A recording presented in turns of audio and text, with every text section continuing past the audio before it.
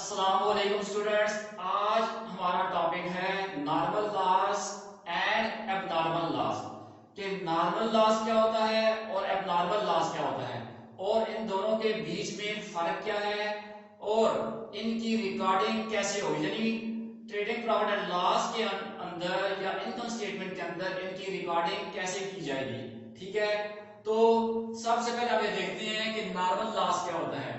Normal loss कोई भी ऐसा लॉस जो अब आपका रूटीन का लॉस है, यानी जो आपको होता ही होता है, जिससे आप किसी सूरत में बच नहीं सकते, वो आपका नॉर्मल लॉस होता है। तो नॉर्मल लॉस ऐसा लॉस होता है जिससे हम बच नहीं सकते। मिसाल के तौर पे हम कहीं से कोयला खरीद के लेके आ रहे हैं तो वो टूट फूट गया, यानी लोडिंग अनलोडिंग के दौरान टूट फूट गया, या कोई अशिया गुड्स हम लेके आ रहे हैं तो उसमें से कुछ थोड़ी बहुत टूट जाती हैं और वो रेगुलर टूट रही हैं। ठीक है, जब भी हम गुड्स लेके आते हैं, जब लोडिंग करते हैं, वहां से जहां से खरीदी लोड किया, अपने गोदाम तक लाई, अनलोड किया, तो वो उनमें कोई टूट फूट जो होती है उससे हम बच नहीं सकते, तो वो हमारा नॉर्मल लॉस है। या आपने कहीं से कोई ऑयल खरीदा, तेल खरीदा या डीजल वगैरह खरीदा, या कुछ ऐसा चीज खरीदी जो एवेपोरेट हो गई, जो बुखारात बन के उड़ गई। ठीक है, फर्ज करते हैं कि हम लोग क्या करते हैं कि मट्टी का तेल है वो हम 2 गैलन खरीद रहे हैं, और हमें पता है कि जब हम 2 गैलन तेल खरीदते हैं मट्टी का, तो उसमें से 1 लीटर या 2 लीटर 1 लीटर एवापोरेट हो जाता है, उड़ जाता है। जितना भी हम करें, जितना भी हम कोशिश करें कि ना उड़े, मगर वो फिर भी उड़ जाता है। तो ऐसा नुकसान जिससे हम बच ना सकें, जो रिकरिंग नेचर का हो, बार बार होता रहे, हर साल हो, ठीक है, तो उसे हम कहते हैं नॉर्मल लॉस। दूसरा लॉस है हमारे पास एबनॉर्मल लॉस, ऐसा लॉस जिससे हम बच सकते हैं मगर हम बचे नहीं, तो वो क्या है कि एबनॉर्मल लॉस है। और एबनॉर्मल लॉस जो होता है, ऐसा लॉस होता है कि जो रिकरिंग नेचर का नहीं होता, बार बार नहीं होता। ठीक है, कभी कभार होता है, एक्सीडेंटल होता है, not it is not of recurring nature, ये रिकरिंग नेचर का नहीं होता, बार बार नहीं होता। ठीक है, एक्सीडेंटल होता है। लॉस बाय फायर, अब कंपनी के अंदर हमारी किसी कोताही की वजह से आग लग गई, तो वो लॉस बाय फायर। या सैलाब आ रहा था, हमें पता था, मगर आगे हमने एहतियाती तदबीर नहीं की अपनी कंपनी के लिए, तो लॉस क्या हुआ, गुड्स हमारी तबाह हो गई या कोई चीज तबाह हो गई, तो फ्लड की वजह से हो गया। तो ऐसा नुकसान जो नॉर्मल ना हो, ठीक है, जो कभी कभार हो, उस नुकसान को हम क्या कहते हैं कि एबनॉर्मल लॉस कहते हैं। तो नॉर्मल लॉस हो या एबनॉर्मल लॉस हो, ठीक है, नॉर्मल हो या एबनॉर्मल हो, इसकी इन दोनों की जो है treatment trading profit and loss account के अंदर यानी इनकम स्टेटमेंट के अंदर डिफरेंट तरीके से होती है। तो हम चलते हैं, सबसे पहले नॉर्मल लॉस को देखते हैं। तो नॉर्मल लॉस, जैसा कि हमने कहा है कि ये रिकरिंग नेचर का होता है, होता रहता है। ठीक है, इससे हम बच नहीं सकते। ठीक है, तो अब देखें ना कि साबुन है, ठीक है, हम हाथ मुंह धो रहे हैं तो वो तो यूज हो रहा है। ठीक है, अब हाथ मुंह ना धोएं तो वो यूज नहीं होगा, कोई अलग बात है, मगर हम रोज उठते हैं, सुबह उठते हैं, हाथ मुंह धोते हैं, वो यूज होता है। ठीक है, तो ये नॉर्मल लॉस है। ठीक है, ये है हमारा होगा। अब एक नॉर्मल लॉस ये है कि हम क्या करें कि नलका खोल के उसके नीचे साबुन रख के साइड पे खड़े हो जाएं, ये शावर खोल के नीचे साबुन रख के साइड पे खड़े हो जाएं, तो वो है नॉर्मल लॉस। सो ऐसा लॉस, नॉर्मल लॉस, उससे हम बच सकते हैं अगर एहतियाती तदबीर की जाए। तो ये भी जरूरी नहीं है कि एहतियाती तदबीर की जाए। ठीक है, अब क्या हुआ कि लॉस बाय फायर हो गया, नुकसान हो गया आपको। तो एक्सीडेंटल लॉस ऐसा लॉस जो कभी कभार आपको हो, जो रिकरिंग नेचर का ना हो, तो वह नॉर्मल होता है। ठीक है, बहरहाल नॉर्मल लॉस की हम बात करते हैं। तो नॉर्मल लॉस देखें, सबसे पहले देखें trading profit and loss account बनाते हैं हम, ताकि बात समझ आए।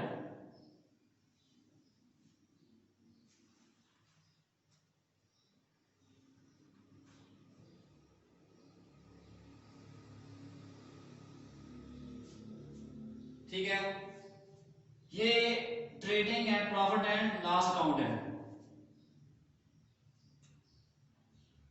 ये नहीं। ठीक है,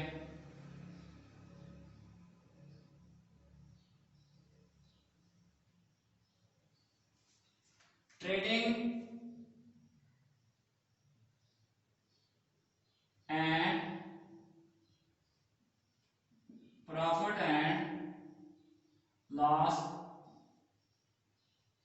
अकाउंट, ठीक है। ये उसकी डेबिट साइड है, ये उसकी क्रेडिट साइड, ठीक है जी। अब देखें, नॉर्मल लॉस जो होता है उसकी बुक्स के अंदर रिकॉर्डिंग की जरूरत नहीं होती, वो ऑटोमेटिकली एडजस्ट हो जाता है, ठीक है। अब ऑटोमेटिकली एडजस्ट होने का क्या मतलब है? अब देखें, फर्ज करते हैं फर्जी फर्जी बातें करते हैं। फर्ज करें कि हमने क्या किया कि 100 रुपए की चीजें खरीदी, ठीक है, 100 रुपए की चीजें खरीदी, परचेजेस की, गुड्स परचेज की हमने फॉर ₹100, ये 100 रुपए की चीजें हमने खरीदी। ये सिर्फ आपको समझाने के लिए, ठीक है, ताकि आपको ये बात क्लियर हो जाए कि नॉर्मल लॉस क्या होता है और नॉर्मल लॉस क्या होता है, और क्लोजिंग स्टॉक को यहाँ पे क्यों लिखते हैं, साथ चलने के भी कवर हो जाए, ठीक है। परचेजेस की, अब फर्ज करते हैं कि इन परचेजेस में से हमने क्या किया कि 60 रुपए की चीजें उठाई, ये कास्ट में है ना परचेजेस, ये कास्ट पे लिखी हुई है, कास्ट वो रकम जिस पे हमने खुद चीज खरीदी वो, ठीक है। 60 रुपए की चीजें हमने इनमें से उठाई, उठाकर 200 में बेच दी। अब लाजमी बात है, बिजनेस कर रहे हैं तो चीजें खरीद के लाएंगे तो नफे में ही बेचेंगे, नुकसान में तो बेचेंगे नहीं, ठीक है। तो 60 रुपए की चीजें हमने क्या किया, उठाकर हमने 200 की बेच दी। अब इधर देखता हूं मैं, ओपनिंग स्टॉक वगैरह फिलहाल छोड़ दें, ठीक है, ओपनिंग स्टॉक वगैरह के चक्कर को छोड़ देते हैं, परचेजेस रिटर्न सेल रिटर्न की भी बात नहीं करते, सिर्फ परचेजेस की हैं 100 रुपए की, उसमें से 60 रुपए की चीजें बेची हैं 200 में, ठीक है। तो सेल्स लिख देते हैं यहाँ पे, सेल्स हो गई 200 रुपए की। अब देखिए, क्लियर करके बात तो ये है कि हमारे पास 200 की सेल हुई है, जो देखें 200 की हमारे पास सेल हुई है, हम लेस करते हैं इसमें से कॉस्ट ऑफ सेल, तो वो 60 रुपए है, हमारे पास 140 रुपए प्रॉफिट होना चाहिए, ठीक है, हमारे पास 140 रुपए प्रॉफिट होना चाहिए। अब अगर मैं कहूं 200 में से 100 माइनस कर दें तो हमारे पास ग्रॉस प्रॉफिट यहां पे, ग्रॉस प्रॉफिट यहां पे कितना आ जाएगा, 200 में से 100 माइनस करें तो 100 आ जाएगा।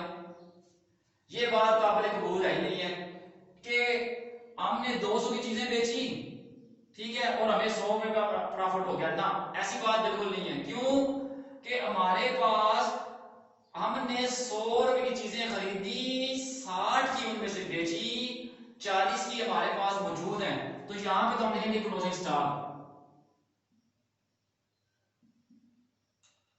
ये आ गया 40, ठीक है। अब एक बात तो आपको पता चली कि क्लोजिंग स्टॉक को trading profit and loss account की राइट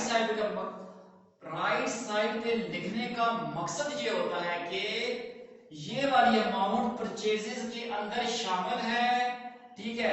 ये जो 100 रुपए की परचेजेस, ये जो परचेजेस हैं इनके अंदर ये शामिल है, जो गुड्स हमने खरीदी थी उनके अंदर शामिल है, और अनसोल्ड नहीं है, यानी अभी बेची नहीं है। तो फिर हम कैसे 200 में से 100 माइनस करके तो 100 प्रॉफिट ले आए ना, ठीक है, ये बात हो जाएगी गलत। हमें चाहिए कि जितने जो हमने सेल की है उसमें से सिर्फ उसकी कास्ट माइनस करें, ठीक है।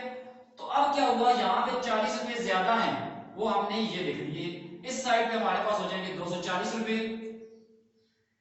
ठीक है, और 240 में से हम क्या करेंगे, ये माइनस करेंगे, तो यहां हमारे पास क्या आ जाएगा, 160 की बेची है, तो 240 माइनस 100, तो 140 आ गया, ये हमारा प्रॉफिट आ गया। तो एक बात पता चली कि क्लोजिंग स्टॉक को यहां पे लिखने का मकसद क्या होता है। हम आ रहे हैं अपने नॉर्मल लॉस की तरफ, ठीक है। अब ये देखें, फर्ज करते हैं कि 100 रुपए की चीजें हम खरीद कर लाए, उसमें से हमने 60 रुपए की बेच दी, और सेल प्राइस ये थी हमारे पास 200 की बेची है। अब ये फर्ज कर रहे हैं साथ में कि हमारे पास 10 रुपए की चीजें, ठीक है, नॉर्मल लॉस हो गया है, कहा था ना कि नॉर्मल लॉस को बुक्स के अंदर यानी यहाँ पे लिखते नहीं, उसकी रिकॉर्डिंग नहीं करते, वो ऑटोमेटिकली एडजस्ट हो जाता है, ठीक है, वो ऑटोमेटिकली एडजस्ट होकर हमारे ग्रॉस प्रॉफिट को मुतासर कर देता है। कैसे देखें, 10 रुपए की चीजें हमारी इवेपोरेट यानी नॉर्मल लॉस है, श्रिंकेज हो गई है, या आप ये कह रहे हैं इवेपोरेशन हो गई है, ठीक है, या कोई टूट फूट हो गई है चीजों के अंदर, बहरहाल 10 रुपए की चीजें हो गई। अब आपने at the end of year या अकाउंटिंग पीरियड हमने अपने गोदाम में देखा भाई चीजें पड़ी कितनी हुई हैं, पता चला जी क्लोजिंग स्टॉक तो आपके पास 30 रुपए का पड़ा हुआ है, ठीक है, तो 200 ये sales plus closing stock 230 minus ये, तो हमारे पास आ गया यहाँ पे 130, ये जी प्रॉफिट कितना आना चाहिए था 140, आया कितना 130। इस बात का मतलब ये हुआ कि हमने क्लोजिंग स्टॉक को देखें, हमने लॉस को नॉर्मल लॉस को कहीं 10 रुपए लिखे नहीं, मगर ऑटोमेटिकली वो चार्ज हो गए हैं, तो वो डिडक्ट हो गए यहाँ से। क्या हुआ, यहाँ से 70 रुपए इस अमाउंट में से यहाँ से 70 रुपए डिडक्ट हो गया हमारे पास, तो क्लोजिंग स्टॉक 40 नहीं लिखा, हमने क्या किया है कि 30 लिख दिया है, ऑटोमेटिकली हमारे पास से कॉस्ट ऑफ गुड सोल्ड 60 रुपए प्लस 10 रुपए नुकसान के 70 रुपया, क्या हुआ नुकसान का 10 रुपए नुकसान के प्लस 60 रुपए कॉस्ट ऑफ गुड सोल्ड के, तो 70 रुपए ऑटोमेटिकली हमारे इस 230 में से माइनस हुए, ठीक है, हमारे पास पीछे कितना रह गया 130 रुपए रह गए, ये हमारा प्रॉफिट है, तो ऑटोमेटिकली एडजस्ट होगा। सो नॉर्मल लॉस को बुक के अंदर लिखने की जरूरत नहीं है, बात खत्म। आगे चलते हैं,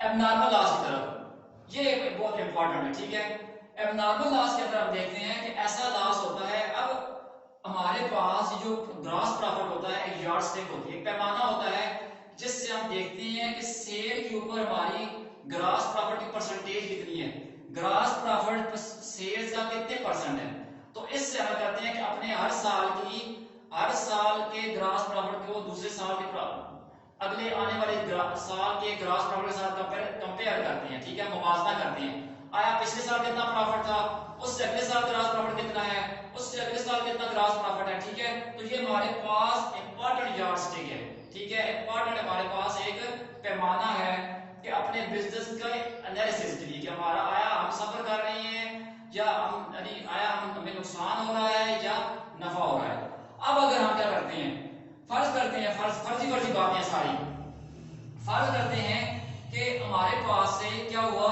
कि 40 रुपए की चीजें, 40 रुपए की चीजें क्या हुआ कि वो हमारे पास से एबनॉर्मल लॉस हो गया, ठीक है, 60 की हमने बेच दी 200 में, 40 की क्या हुआ एबनॉर्मल लॉस हो गया, तो जब 40 की चीज एबनॉर्मल लॉस हो गया तो हम यहाँ फर्ज करते हैं क्लोजिंग स्टॉक में कुछ नहीं लिखते, ठीक है, क्लोजिंग स्टॉक में कुछ नहीं लिखते, यहाँ से माइनस करेंगे तो यहाँ पे क्या आएगा 100 आ जाएगा।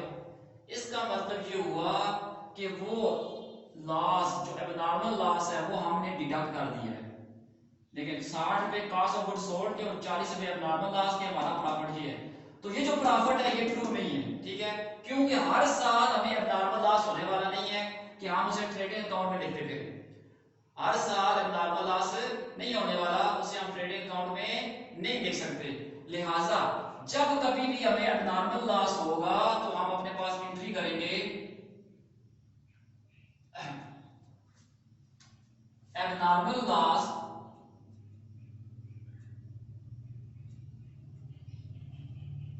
टू ट्रेडिंग अकाउंट,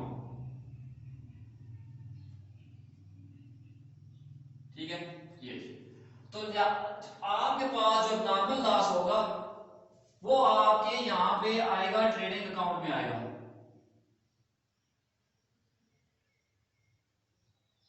और ये फर्ज कर लें क्लोजिंग स्टॉक अगर हुआ तो वो भी यहां पे आएगा, इस केस में फर्ज करें नहीं है, ठीक है, क्लोजिंग स्टॉक हमारे पास है ही नहीं है, तो अगर हुआ तो यहां आएगा, ठीक है, बहरहाल एबनॉर्मल लॉस हमने यहां पे लिखने का मकसद क्या है कि ये वाली जो अमाउंट है यहां पे ये वाला प्रॉफिट जो है ये 240 बन गया, यहाँ पे 140, ठीक है, तो ये वाला जो 140 है, ये वाला प्रॉफिट, ग्रास प्रॉफिट की परसेंटेज जो है हमारे पास ठीक आए।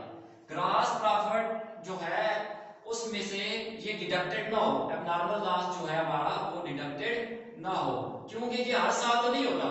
जो से हम trading profit and loss account को यानी ट्रेडिंग अकाउंट को चार्ज ना करें, लिहाजा वो हमने ये लिख दिया एबनॉर्मल लॉस।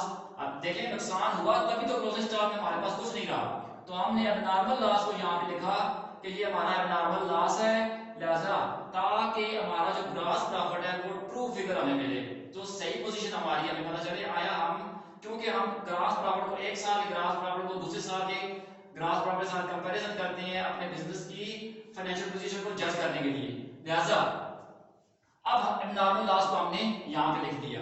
सो ये एंट्री हमारे पास होगी कि एबनॉर्मल लॉस हमारा trading profit and loss account की राइट साइड पे आएगा, ट्रेडिंग अकाउंट की राइट साइड पे आएगा। अब at the end of year, ठीक है, हम ये देखते हैं कि इसको हम करें कि इसको क्लोज कहां करें, ठीक है, ये जाएगा कहां पे। फर्ज करते हैं कि एबनॉर्मल लॉस हमें रिकवर नहीं हो रहा कहीं से, हमने इंश्योरेंस कंपनी इंश्योर भी नहीं, ये लॉस हमने इंश्योर नहीं करवाया हुआ था, इंश्योरेंस कंपनी के पास हमने इंश्योर नहीं करवाया हुआ था, ठीक है, ये लॉस हमें रिकवर नहीं हो रहा। अगर if the loss is unrecoverable, ठीक है, अगर आपका लॉस रिकवर नहीं हो रहा, आपने उसका इंश्योरेंस नहीं करवाई हुई, तो फिर तो सीधी सीधी बात ये है कि हम करेंगे प्रॉफिट एंड लॉस अकाउंट को डेबिट करेंगे और एबनॉर्मल लॉस को इसमें क्लोज कर देंगे। कितना 40 का ही कर दें, 40 का ही कर दें। तो ये क्या हुआ, एबनॉर्मल लॉस को हमने क्या किया है, एबनॉर्मल लॉस को प्रॉफिट एंड लॉस अकाउंट में क्लोज कर दिया। तो जब हमारा इधर जीपी आएगा, जीपी यहां पे आएगा, जो भी ग्रॉस प्रॉफिट हुआ हमारा ये आएगा 140, तो हमारा ये यहां पे आ जाएगा एबनॉर्मल लॉस, कितना 40 रुपए। ये देखें profit and loss account debit और एबनॉर्मल लॉस के साथ। तो अब ये यहां से इसमें से माइनस हो गई यहां नेट प्रॉफिट पे, तो इस जगह पे हमारे पास से हमें से यानी इस जगह पे एबनॉर्मल लॉस को हम इसकी रिकॉर्डिंग करेंगे, ठीक है। ये है एक तरीका कि जब हमारा लॉस रिकवर्ड ना हो, यानी हमें वापस ना मिल रहा हो। दूसरी बात ये है कि ये भी हो सकता है कि हमारा लॉस हमें वापस मिल जाए, हो सकता है कि आपने लॉस इंश्योर करवाया हुआ हो, ठीक है, तो इंश्योरेंस हुई हो और वो लॉस हमें इंश्योरेंस कंपनी दे दे। अगर वो पैसा हमें इंश्योरेंस कंपनी दे देती है तो फिर हम क्या करेंगे कि हम इंश्योरेंस क्लेम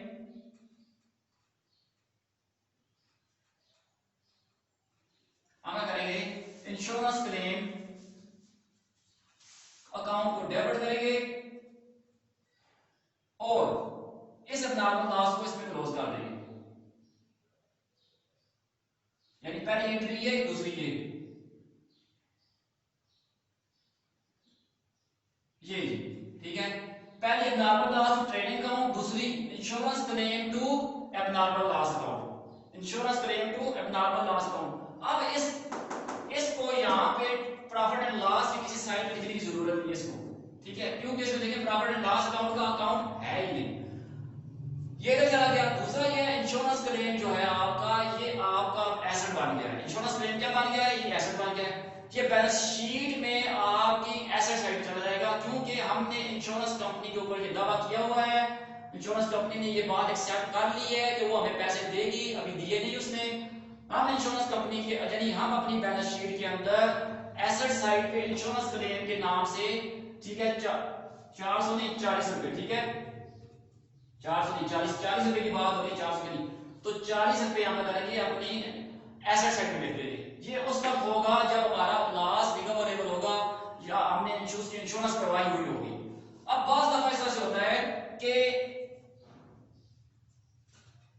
इंश्योरेंस कंपनी कहती है कि नहीं भाई, फर्ज करो इंश्योरेंस कंपनी कहती है नहीं, इसमें से हम आपको सिर्फ जो है 25 रुपए देंगे, ठीक है, हमने 25 रुपए तक इंश्योरेंस करवाई हुई थी तो वो हमें 25 रुपए दे रही है, ठीक है, तो फर्जी फर्जी बातें हैं सारी। तो अब हम क्या करेंगे, अब हम इसको कैसे क्लोज करेंगे, हम कहेंगे इंश्योरेंस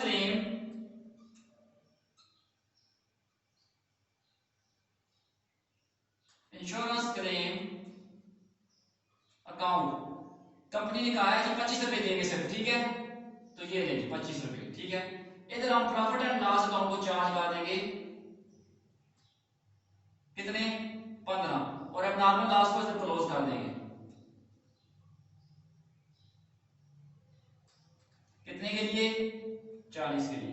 तो ये हमारा एबनॉर्मल लॉस इन दोनों में क्लोज हो जाएगा। ठीक है, अब यहाँ पे एबनॉर्मल लॉस हमारा सिर्फ 50 रुपीज आएगा क्योंकि वो वाले पैसे जो हमारे रिकवरेबल नहीं है, जो हमें नहीं मिल सकते, तो वो सिर्फ हमारा लॉस है। अपना ट्रेडिंग यानी प्रॉफिट एंड लॉस की डेबिट साइड पे सिर्फ 50 रुपीज आएंगे। ठीक है, इस कंडीशन के अंदर कि हमारी इंश्योरेंस कंपनी हमें सिर्फ 25 रुपए देने के देगी यानी उसने कबूल किया कि सिर्फ 25 रुपए दूंगी मैं। ठीक है, इंश्योरेंस कंपनी वालों ने ये कबूल किया है, बाकी रकम हमने 15 रुपए प्रॉफिट एंड लॉस को चार्ज कर दिया है। अब ये जो इंश्योरेंस क्लेम है आपके पास 25 रुपए का, ये हमारे बैलेंस शीट की एसेट साइड पे चला जाएगा। ठीक है, क्योंकि ये हमारे रिसीवेबल है, ये अमाउंट हमने इंश्योरेंस कंपनी से वसूल करनी है। ठीक है जी, तो हमें नॉर्मल लॉस और एबनॉर्मल लॉस की ट्रीटमेंट का पता चला कि उसको हमने कैसे रिकॉर्ड करना है अपने ट्रेडिंग अकाउंट के अंदर, और प्रॉफिट एंड लॉस अकाउंट के अंदर हमने उसको रिकॉर्डिंग कैसे करनी है। ठीक है, और साथ उसमें हमने देखा है कि उसकी जर्नल एंट्रीज क्या होती हैं। ठीक है, उसकी जर्नल एंट्रीज क्या होती हैं, और ठीक है जर्नल एंट्रीज क्या होती हैं, और बैलेंस शीट के अंदर उनकी रिकॉर्डिंग कैसे होती है। अब एक चीज ये भी है कि अगर इंश्योरेंस कंपनी हमें सारे का सारा पैसा दे देती है तो वही बात है कि इंश्योरेंस कंपनी को हम डेबिट कर लेंगे। ठीक है, जैसे ये याद रखना, insurance claim to abnormal loss, इस केस के अंदर कंपनी सारे का सारा पैसा हमें देना और कंपनी इंश्योरेंस वालों ने कबूल कर लिया। बहरहाल उम्मीद है कि आपको ये नॉर्मल लॉस और एबनॉर्मल लॉस का फर्क पता चला होगा, और उसकी एंट्रीज का भी पता चला गया होगा, और साथ में क्लोजिंग स्टॉक को यहाँ पे लिखने की वजह भी पता चल गई होगी। थैंक यू जी, शुक्रिया।